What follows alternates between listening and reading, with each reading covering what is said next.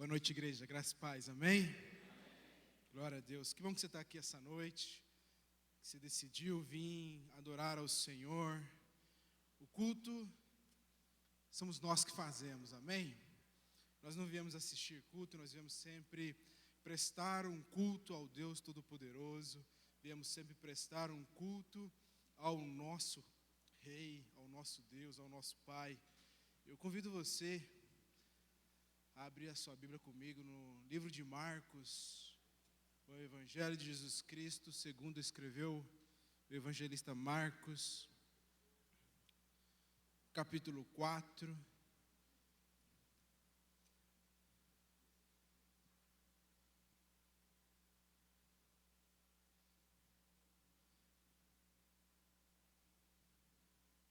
Marcos 4, nós vamos ler o verso 3, assim diz a palavra do Senhor. Marcos 4, 3 diz assim: ouçam, o semeador saiu a semear. Ouçam, o semeador saiu a semear. Feche seus olhos. Pai querido, nós louvamos o Teu nome, exaltamos a Ti. Tu és digno de louvor e adoração. A Ti nós entregamos toda a honra e glória, a Ti entregamos as nossas próprias vidas em Teu altar. Queremos essa noite, ó Deus, temos prestado a Ti um culto racional e queremos essa noite receber uma palavra do Senhor. Ministra os nossos corações, declaramos que o nosso coração está receptivo para ouvir a Tua palavra. Declaramos que o nosso coração está aberto, o nosso coração está inclinado ao Senhor. Fale a Tua igreja, fale aos nossos corações. Espírito Santo trabalha em nós, abra nossa mente. Espírito Santo nos alimente, nos fortifique. Que possamos, ó Deus, viver para a Tua glória todos os dias. Assim nós oramos confiadamente no nome do Senhor Jesus Cristo. Amém? Glória a Deus. Esse texto, o capítulo 4 de Marcos, é um capítulo que nós temos ministrado já há algum tempo. Nós ministramos 6 mensagens da parte final, deste capítulo. Nessa semana tivemos uma semana de oração e nessa semana tivemos 5 mensagens a respeito da parábola do semeador. O verso 1 até o verso de número 20, o escritor aqui ele está registrando para nós a parábola do semeador. Nós entendemos aqui claramente, e esse texto, essas porções, elas estão escritas para nós, tanto em Marcos 4, tanto em Lucas 8, tanto em Mateus 13. De repente eu te falo alguma coisa aqui, você olha para o texto, o texto não está dizendo isso, mas em outro evangelho tem aquela referência, tem aquela forma de falar, E nós temos ministrado algo referente à importância que nós temos em viver a palavra. Você pode me repetir comigo isso? A importância de vivermos a palavra. Às vezes nós ouvimos a palavra de Deus, nós estudamos a palavra de Deus, nós nos dedicamos ao estudo, mas fica só algo no intelecto. Fica só algo para sabermos. E Cristo nos chama não para apenas sabermos, conhecermos as Escrituras. O alvo de Deus para as nossas vidas é que nós vivêssemos por elas. Você entende isso? O alvo de Deus para nós é que vivêssemos pelas Escrituras. Estou gritando? Aqui para mim ficou meio gritado. O alvo de Deus é que você viva pela Escritura. O alvo de Deus é que reflita na sua vida toda a qualidade de vida que Deus tem para você. Você já ouviu isso? Você, de repente, na frente do espelho, todos os dias, você chega para o espelho e diz que Deus tem uma vida extraordinária para você. Você repete, você recita as promessas bíblicas para a tua vida. E Deus espera que você viva todas elas. As promessas de Deus para a tua vida é para se realizar. Deus quer que se realize na tua vida a plenitude de vida. Quando Deus promete lá que Ele veio para trazer vida e vida em abundância, a expectativa de Jesus, a expectativa de Deus a nosso respeito é que vivêssemos toda essa qualidade de vida. Deus espera que você viva bem. E aí, Cristo, Ele ensina várias parábolas. Uma dessas parábolas, a primeira das parábolas, é a parábola do semeador. A semeadura, ela não é inovação de Jesus, a ilustração da semeadura. Nós vemos que os profetas do Velho Testamento, todos eles usavam essa mesma indicação, de que Deus semeia em nossos corações. Você vê isso no livro de Isaías, você vê isso no livro de Jeremias, você vê isso no livro de Oséias, e os profetas todos trazem essa indicação de que a palavra ela é semeada no nosso coração. E uma vez a palavra semeada no seu coração, é importante que ela dê fruto. É importante que você viva pela palavra. É importante que essa semente plantada, que é a palavra de Deus, ela cresça e dê muitos frutos. Deus não te fez para sofrer, embora a vida cristã envolva sofrimento. Deus não te fez para ter falta, embora na vida cristã, por muitas vezes, você vai passar por momentos de escassez. Mas Deus te fez para ter uma vida abundante. E essa vida abundante, você só consegue vivendo pela palavra. E aí quando você lê um texto, como o apóstolo Paulo escreve aos Filipenses, capítulo 4, onde ele diz para os Filipes, olha só, eu sei viver tendo tudo e tendo nada. Eu sei tendo a minha despensa cheia e também consigo viver tendo a minha despensa vazia, passando tribulações e momentos de paz. Mas em todas as coisas, em todas elas, eu vivo bem. É esse o alvo de Deus para você. E você só consegue alcançar esse status, você só consegue viver essa qualidade de vida a partir do momento que você vive a palavra de Deus. A partir do momento que você coloca ela em prática. Não há outra forma. Nós falamos muito na semana de oração. Tem muitos crentes que às vezes preferem uma mendiga, né?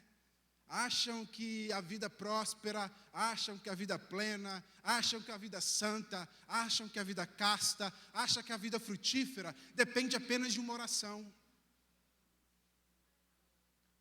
Não queria frustrar você, não. A oração tem muito poder, mas Deus não usa a oração para fazer com que essa semente cresça e dê frutos no seu coração. É o processo do crescimento. E Deus não frustra a sua própria lei. Deus estabeleceu como lei. A lei é que a semente plantada, ela precisa receber água, precisa receber sais minerais, ela precisa receber adubo, e ela precisa de tempo para crescer. E é essa ilustração que ele faz, que ele traz para nós. O cristão precisa passar por um processo, o processo do crescimento, o processo do amadurecimento, para que então, estando maduro, gere frutos. E esse é o alvo para todo cristão. Você foi feito, você foi criado por Deus. Primeiro você foi imaginado, depois você foi criado, e você hoje é sustentado por Deus para um propósito. E o propósito dele na tua vida é: vá e dê fruto. Essa é a expectativa de Deus a seu respeito, que você vá e dê fruto. Não pouco fruto, muitos frutos, muitos frutos. E não frutos de má qualidade, frutos de boa qualidade que permaneçam.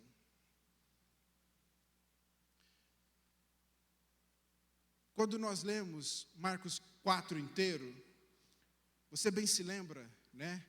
Que a parte final de Marcos 4, a partir do verso 35, Jesus está acalmando a tempestade. Fizemos 4 pregações só sobre Jesus acalmar a tempestade. Uma das perguntas de Jesus para os discípulos é: por que vós tendes pouca fé?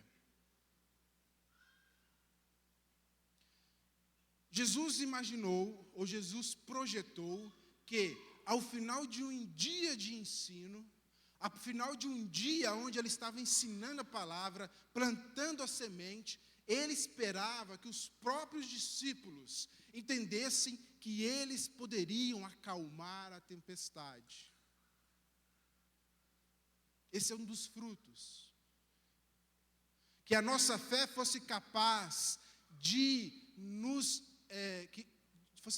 fazer com que nós exercêssemos autoridade sobre este mundo. Que a nossa fé fosse capaz de sobreviver e dar ordens às tempestades que se levantam na tua vida. De dar ordem aos desertos que se levantam contra você. Essa é a expectativa de Deus. Essa é a expectativa de Jesus. E eu queria falar hoje, para nós encerrarmos tudo isso que nós temos dito de Marcos 4, citando 3 frutos que Cristo espera de você. 3 frutos que Cristo espera de nós, ou 3 atitudes diante da parábola do semeador, das parábolas do reino. Eu queria que você lesse comigo um verso. Nós só lemos um verso porque o texto é muito longo, de introdução, e eu queria que você lesse comigo um verso que está para nós, no verso 15. Vamos ler o 14, ele é pequeno. Ele repete o que nós lemos no início do culto. O semeador semeia a palavra. Fica muito claro isso para nós. Então, o que Deus semeia no seu coração é a palavra de Deus. É esta a palavra que Deus espera que cresça e no seu coração te faça amadurecer e dar frutos. E o verso 15 ele fala assim: algumas pessoas são. Verso 16 diz assim: outras. Verso 18: outras ainda. E verso 20: outras pessoas são.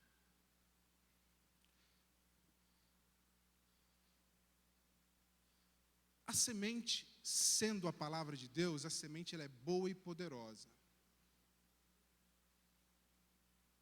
Poderosa para gerar frutos. Não é uma semente vazia, não é uma semente defeituosa, não é uma semente infrutífera. A semente ela é poderosa. A semente ela é especialmente boa para dar frutos. O que diz se ela vai dar frutos ou não, não é a semente, não é a palavra de Deus. Muito menos o poder de Deus, muito menos a bondade de Deus. O que diz se vai dar frutos, somos nós. Então essa parábola, ela traz para nós uma necessária autorreflexão. Essa parábola traz para nós uma necessária autorreflexão. De você olhar para dentro de você mesmo. De você olhar para dentro de você mesmo e se perguntar: por que é que ela não está dando fruto? Por que é que a palavra de Deus, para mim, parece que ela não tem poder? Eu olho a vida das pessoas, as pessoas se transformam, as pessoas mudam, as pessoas, e você pode citar vários aí que carregam vários era ex isso, ex aquilo outro, e você conversa com a pessoa e fala: onde que estava aquela pessoa que eu conhecia? Morreu? Porque a transformação ela é tão grande, a transformação ela é tão poderosa.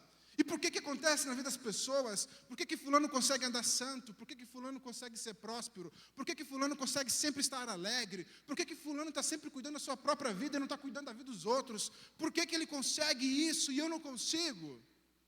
A explicação é: eu tenho que olhar para dentro de mim.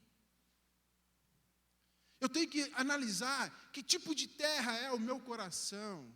Que tipo de pessoa eu sou? Jesus cita aqui 4 tipos de pessoas. Apenas 25% delas dão frutos. Apenas um tipo de terra é terra boa, que vai dar frutos. A semente vai gerar, a planta vai crescer, vai amadurecer e vai gerar frutos. Então eu tenho que olhar para dentro de mim e fazer essa autorreflexão. Que tipo de terra sou eu?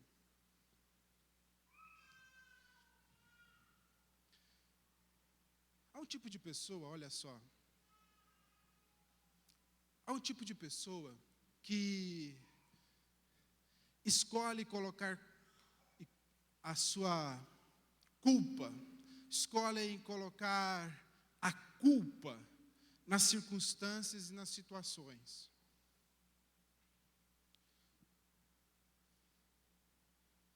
Há pessoas que escolhem transferir responsabilidade. E nós olhamos para o texto e nós olhamos que a responsabilidade não é de outras pessoas, não é nem mesmo de Deus, a responsabilidade é nossa. E o fato é que, como nós vemos, a nossa perspectiva, ela vai ditar a forma como nós somos. Tem pessoas que conseguem ou escolhem olhar para os gigantes. Lembra de Números 23? Os espias, eles chegaram diante da terra prometida, a terra que Deus prometeu lhes dar.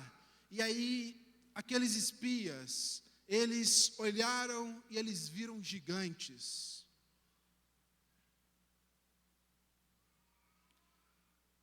Outros espias, eles olharam e viram a oportunidade do poder de Deus se manifestar.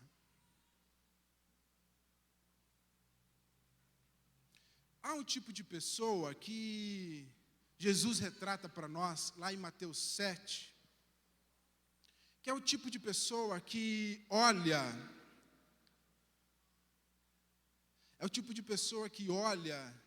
para as outras pessoas, e ela não consegue, esse tipo de pessoa, ela não consegue viver sem comparar e sem olhar os outros tipos de pessoas.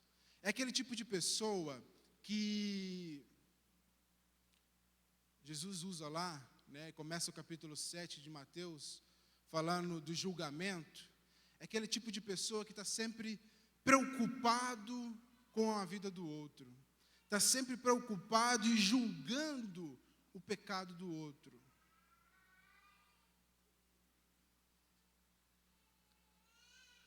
E há um tipo de pessoa que olha para a palavra de Deus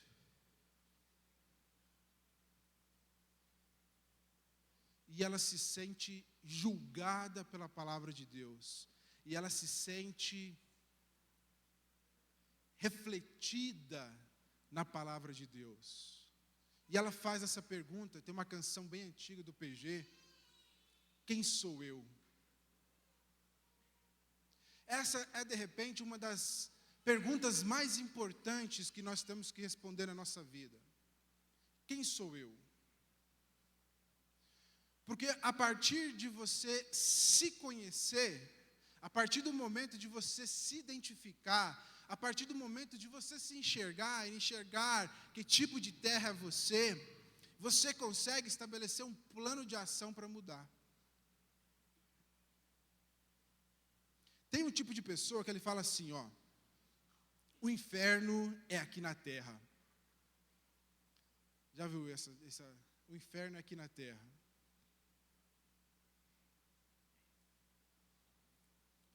Só se for para ela mesma.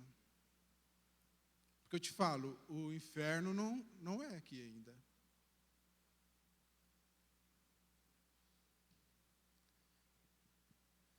Aqui você ainda tem muita coisa boa. Aqui ainda você tem, né? Ainda que por um reflexo, mas você tem ainda a presença de Deus, você tem ainda as dádivas que Deus nos dá. Mas por que alguém chega a dizer que a vida aqui na terra ela é um inferno? Porque são as óticas, a lente que ela usa para analisar a vida. A ótica que ela usa para analisar a vida é a ótica da podridão que está dentro do seu coração. E aí ela projeta isso nas pessoas e nas coisas. E ela não consegue identificar que ela precisa limpar e cuidar do seu próprio coração. Porque tem para outras pessoas, né, que vivem felizes da vida. Não, a vida aqui é muito, muito boa. Ela consegue até dizer assim, ó, tomara que Deus demore um pouquinho mais para vir, para voltar. Já viu esse tipo de pessoa também? Ah, espera eu casar, espera eu comprar aquele carro, espera eu comprar aquela casa, espera eu ver os meus filhos, ver os meus netos, ver os meus bisnetos. Então, depende muito, a forma como você vê a vida, depende muito de que tipo de pessoa você é. Por isso que, de um lado, pode ter alguém que olha para um desafio e ele fala, vamos para cima, é nosso, Deus está conosco. E aí, do lado, você tem alguém que, não, isso é muito difícil, isso é impossível, Deus não vai nos ajudar. Por isso que tem um tipo de pessoa que olha para a vida e diz, não, a vida é uma beleza, Deus coloca pessoas boas, Deus faz com que as pessoas se transformem, Deus faz com que as pessoas mudem. E aí do lado tem alguém que diz, não, todo mundo é mau, todo mundo não presta, todo mundo só faz maldades. E o problema não está lá, o problema está cá. E como eu vejo a vida, indica de como eu sou.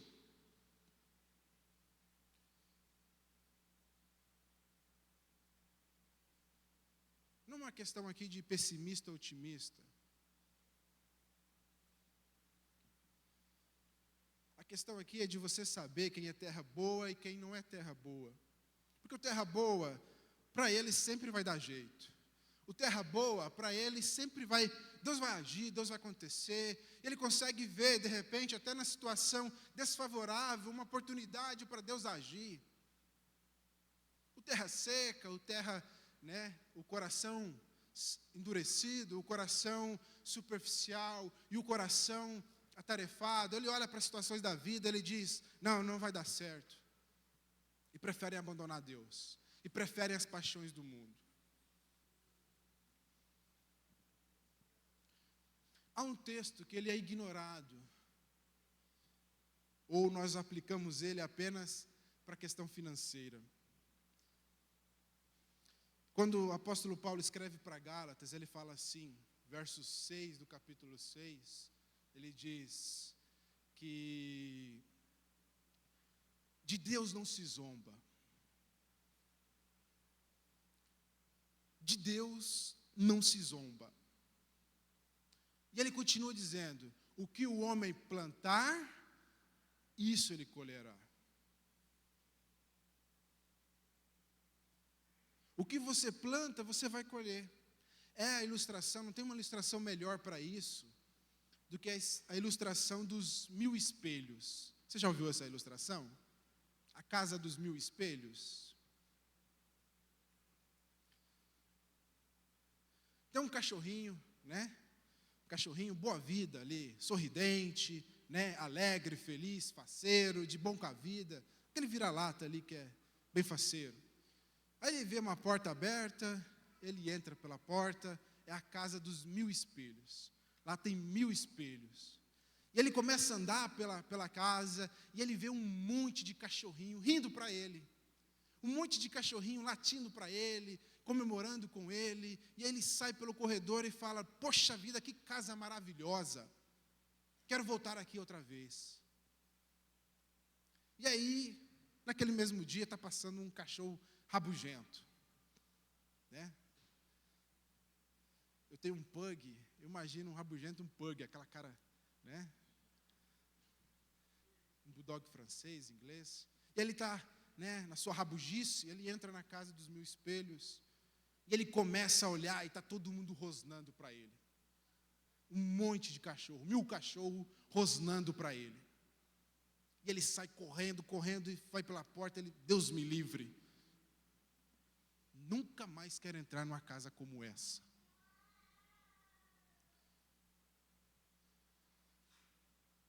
Às vezes você está numa casa de 1000 espelhos.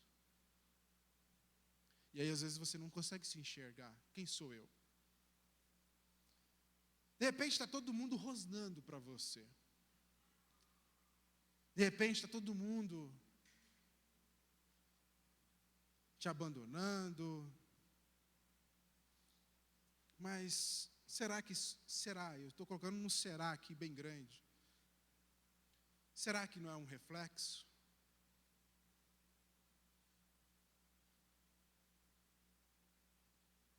Será que o que as pessoas fazem para mim não é reflexo de quem eu sou? A parábola do semeador, ela quer provocar isso em nós, essa reflexão. Jesus diz muito claramente para nós: algumas pessoas são como corações endurecidos. Algumas pessoas são como corações superficiais. Algumas pessoas são como corações atarefados ou envoltos às coisas deste mundo. E outros corações são terra fértil. E é necessária essa autorreflexão. É necessário eu me encontrar com o espelho. É necessário eu me enxergar. É necessário eu crescer. Porque a vida não melhora para aquele que é me desculpe a palavra, um pé no saco. A vida não melhora para aquele que é um reclamão, aquele que é um inconveniente. Você pode ganhar na loteria, você pode casar com a melhor esposa, você pode ter os melhores filhos, mas a plenitude, ela só vem quando a semente de Deus, ela cria frutos no teu coração. Não é o exterior que diz se você vai estar bem, não é o exterior que diz se você vai estar pleno, é o interior. Há uma passagem que chama muito a nossa atenção, quando nós lemos, o livro de Atos. Você vê que os discípulos, antes Pedro estava correndo de ser identificado como discípulo. Depois ele chega ao status de falar, que estava alegre por ter recebido umas boas chibatadas por causa de Jesus. Que tipo de pessoa sou eu? Que tipo de terra sou eu? Por que a vida me devolve? Uma frase que dizem por aí, né? Por que a vida me devolve tanta bordoada? Será que eu sou um injustiçado? Por que na minha casa não tem paz? Por que na minha vizinhança não tem paz? Por que no meu trabalho não tem paz? Eu tenho que sempre analisar isso aqui.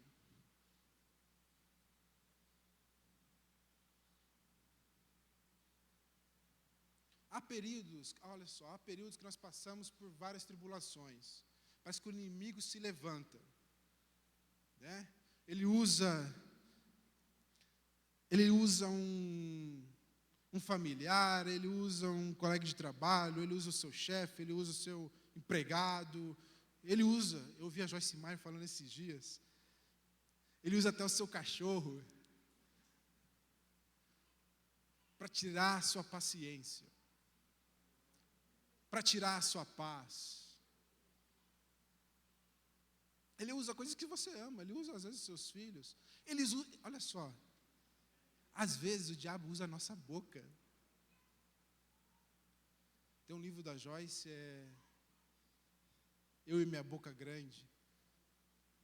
Fala de outras coisas, mas às vezes Deus usa a nós. O diabo usa você para tirar a paz de alguém. E o que você tem que pensar? Eu sou terra boa. Eu sou terra boa e eu não vou devolver o mal com o mal. Eu sou terra boa e eu não vou responder esse desaforo. Eu não vou tentar me defender. Eu não vou tentar. Não. Cada um cuida da sua vida. Cada um responde pelas suas respostas, responde pelas suas atitudes. E não me importa o que fulano está falando, não me importa o que ciclano está falando, não me importa o que Beltrano está dizendo, eu vou tocar minha vida. Uma terra boa age assim.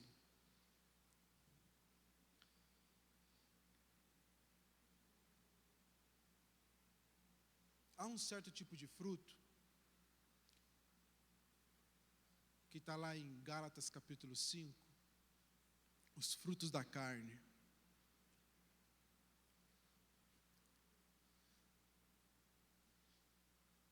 E aí você, infelizmente, você se vê envolto a um tipo de pessoa que você não quer ser. Acontece isso com você? Porque a palavra, né, eu falei, se de repente não tem ouvido isso ultimamente, a palavra, ela julga o leitor. É ela que nos julga, não é eu que julgo a palavra. Eu não tenho condição de dizer se uma coisa está certa ou errada. Quem diz se a minha vida está certa ou errada é a palavra de Deus, ela me julga. E aí você lê a palavra, você quer ser terra boa, então você permite que a palavra vai te limpando, vai te lavando, vai te arando. E aí você se chega diante de uma impossibilidade. Eu queria dar uma palavra para você sobre isso. Você chega diante de uma impossibilidade, você lê a palavra, você sabe, não, isso aqui está falando a respeito daquela atitude que eu estou tendo. Eu não posso mais ter aquela atitude, eu não posso usar mais aquela palavra, eu não posso mais fazer aquilo. Só que você se vê diante de uma impossibilidade. E por vezes acontece isso, Deus permite muitas coisas, você se liberta, você se livra com facilidade. E de outras, você se vê como que estivesse amarrado. Eu ouvi uma ilustração, e eu vou contar a ilustração antes de concluir o raciocínio.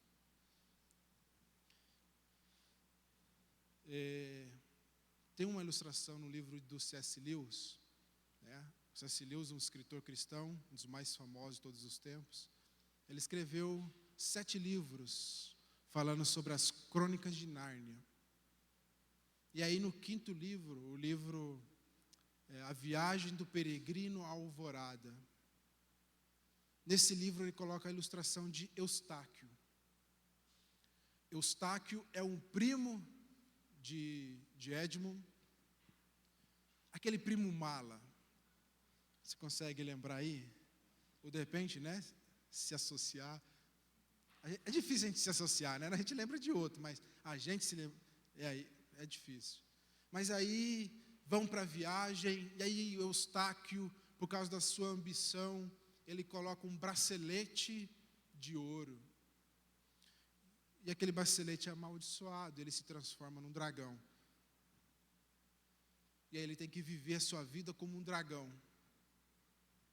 Aí ele se sente rejeitado, ele não está mais no lugar do humano. Ele não pode mais estar no barco, na viagem, ele não pode mais estar com as pessoas. Há uma preocupação em como carregar o dragão no barco. E aquilo vem para ele como um espelho. Porque antes ele não conseguia se enxergar um mala. Antes Eustáquio não se enxergava um mala. Mas depois que ele virou um dragão, ele se enxerga o mala que ele é.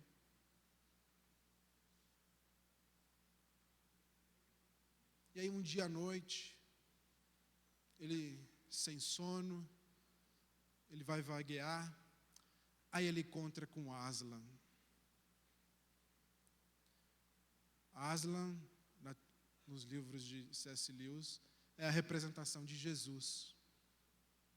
Aí Aslan chega para ele, o escritor coloca muita emoção, e acho que isso retrata muito bem o nosso encontro com Jesus.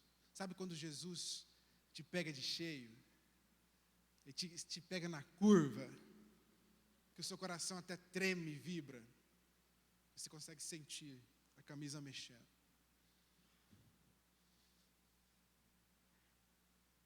Algumas experiências que nos marcam. E aí, Eustáquio com Aslan, um leão ali, Aslan dá para ele uma ordem: vá ao riacho e tome banho. Aí os dois vão para o riacho. No riacho, Aslan diz para Eustáquio: tire a sua roupa. Eustáquio acha estranho aquilo, um dragão, eu não estou com roupa. Ele imagina, eu tenho que arrancar essa pele. Aí ele pega as suas garras e começa a arrancar a pele. E aí o dragão começa a ver as escamas caindo. Ele fica animado com aquilo. Minhas escamas estão caindo. E ele começa a fazer mais rápido, mais rápido. As escamas começam a cair e ele cai toda a carcaça. E aí quando ele se dirige para o lago, a hora que ele olha para... Estou com as escamas de novo.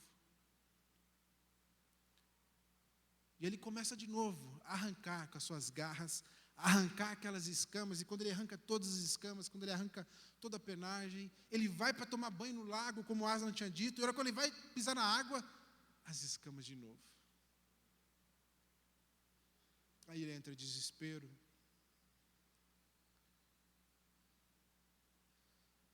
E ele olha para Aslan fala assim: deita aí, eu vou te ajudar.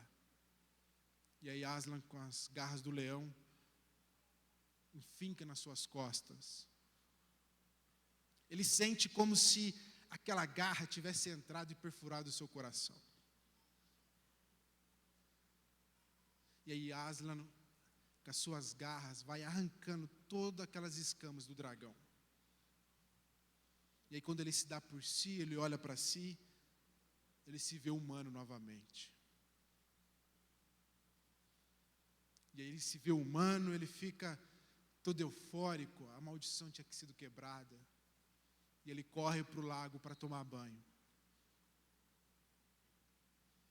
Há escamas que você não é capaz de tirar. Há aquela pele, sabe aquela máscara mais profunda? Aquela máscara mais profunda que nem tua esposa conhece, nem teu esposo conhece. Sabe, aquelas coisas mais escondidas, aquela maquiagem que você usa. Só Aslan, só Jesus pode tirar. Às vezes, no começo, parece que é uma facada no coração. Mas é como um espinho, né? Estou com um espinho aqui no meu dedo. Minha esposa disse que vai tirar hoje. Não sei porque que eu contei para ela. Mas é quando, sabe, para doer, para tirar o espinho vai doer. Mas a hora que sai, é um alívio.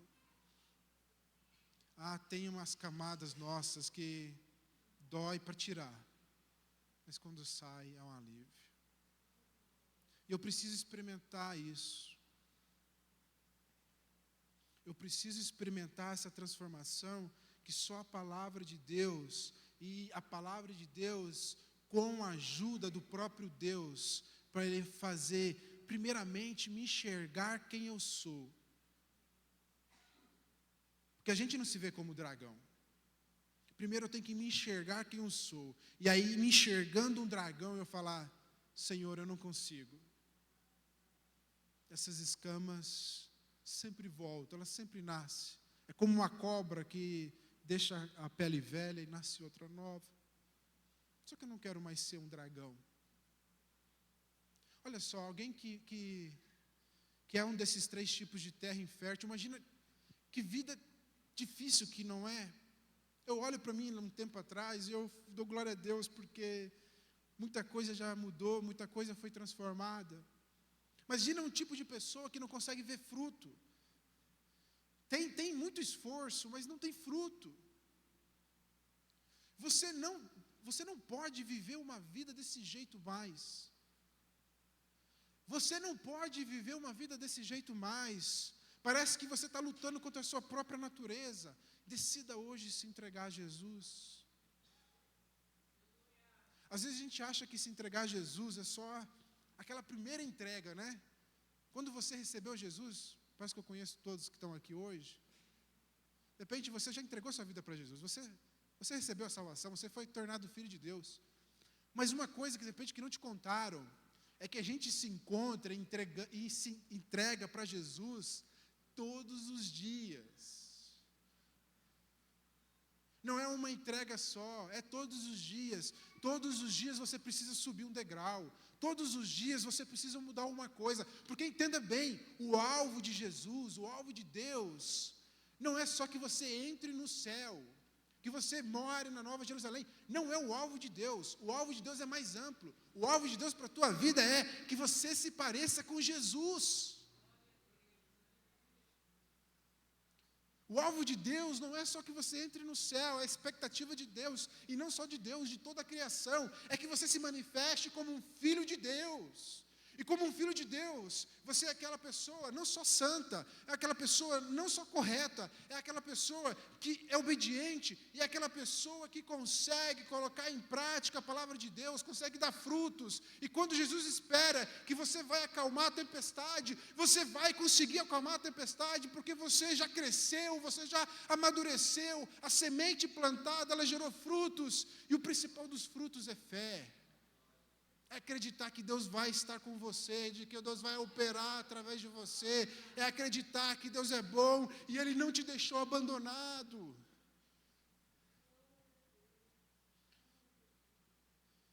A palavra semeada, ela precisa gerar frutos. Um dos frutos é a transformação da nossa vida. Se hoje você é terra endurecida, é o coração endurecido, se hoje você é um coração superficial, se hoje você é um coração que é carnal, há uma esperança para você. Jesus mesmo quer tirar essa carcaça da sua vida.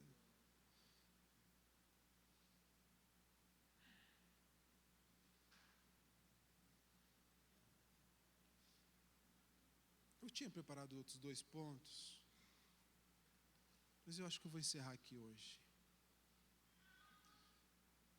Há uma expectativa de Deus a seu respeito. Há outros 2 frutos, mas o principal que Deus fala conosco essa noite é esse. Que você passe a ser uma terra boa, uma terra que dê fruto. Nós falamos aqui, na sexta-feira, encerrando a campanha, quando falamos do coração frutífero, a terra que dá fruto é a terra que tem o fruto do Espírito, de Gálatas 5:22. A terra que dá fruto é a terra que ostenta uma vida, um testemunho de um Jesus que é atraente e não repelente. O testemunho de Jesus que abraça, que por vezes nos machuca com as suas garras, porque não é à toa que ele é retratado como um leão. As garras do leão às vezes machucam. Às vezes elas deixam marcas, como deixou, em Jacó. Jacó chega para Deus, lutando com o anjo, ele é obrigado a dizer, porque o anjo pergunta, qual é o seu nome?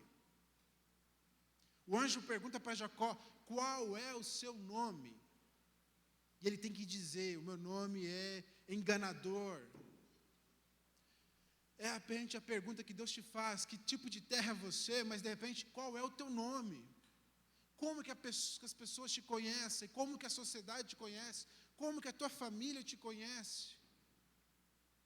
Só que daí, a partir do momento que ele se confessa, a partir do momento que ele se enxerga, a partir do momento que ele entende que ele é a causa dos rosnados nos vidros, nos espelhos, e ele reconhece aquilo e fala, meu nome é enganador. Aí, o anjo diz, não será mais assim. O teu nome agora será Príncipe de Deus. Essa é a história da palavra de Deus. Homens e mulheres que são transformados pelo poder da palavra. Se coloque em pé, vamos orar ao Senhor. Pai, te agradecemos porque o Senhor nos dirige. Te agradecemos porque o Senhor fala conosco. Te agradecemos, ó Deus, porque o Senhor nos transforma. Te agradecemos porque o Senhor ara a terra dos nossos corações. Por vezes andamos endurecidos, arredios à Tua palavra, arredios ao arado que a Tua palavra provoca em nós. Por vezes nós nos encontramos apenas na superfície, não queremos muito envolvimento, não queremos muito a intromissão do Senhor nos nossos assuntos pessoais. Por vezes nós andamos na carnalidade, buscamos as coisas deste mundo para te satisfazer e trazer uma satisfação que só o Senhor pode nos dar. Mas o nosso desejo, o nosso coração é ser terra fértil. Ó Deus, trabalhe nos corações, ó Deus, nos nossos corações, os corações dos membros dessa igreja. Trabalhe no meu próprio coração todos os dias, para que nos apresentemos diante de Ti como terra fértil. Que possamos, diante das nossas impossibilidades, nos apresentar ao Senhor, para que o Senhor mesmo faça o trabalho, o Senhor mesmo rasgue os nossos corações, para que o Senhor mesmo nos livre de nós mesmos. Ó Deus, a nossa oração essa noite, livre-nos de nós mesmos, livre-nos de sermos quem somos. Ah, Deus, trabalha em nós para que possamos experimentar o novo do Senhor. Trabalha em nossos corações para que possamos experimentar, ó Deus, o Teu agir em nós. Queremos ser, ó Deus, gente boa, terra boa. Queremos ser prósperos e frutíferos. Queremos dar frutos a 100 por 1. Queremos dar os frutos que o Senhor espera de cada um de nós. Não nascemos para serem frutíferos. Nós nascemos e estamos ligados na videira verdadeira para dar muitos frutos. Muitos frutos é o nosso desejo. Trabalhe em nossos corações, ó Deus, nessa noite. Trabalhe em nossos corações nesses dias. Nos livre de sermos quem somos, mas principalmente nos livre de não nos enxergarmos no espelho, que é a Tua palavra. Que a Tua palavra possa sempre nos julgar e, como aquele leão, nos causar medo, nos causar tremor, para que possamos corrigir a nossa reta, nossa rumo, nossa caminhada.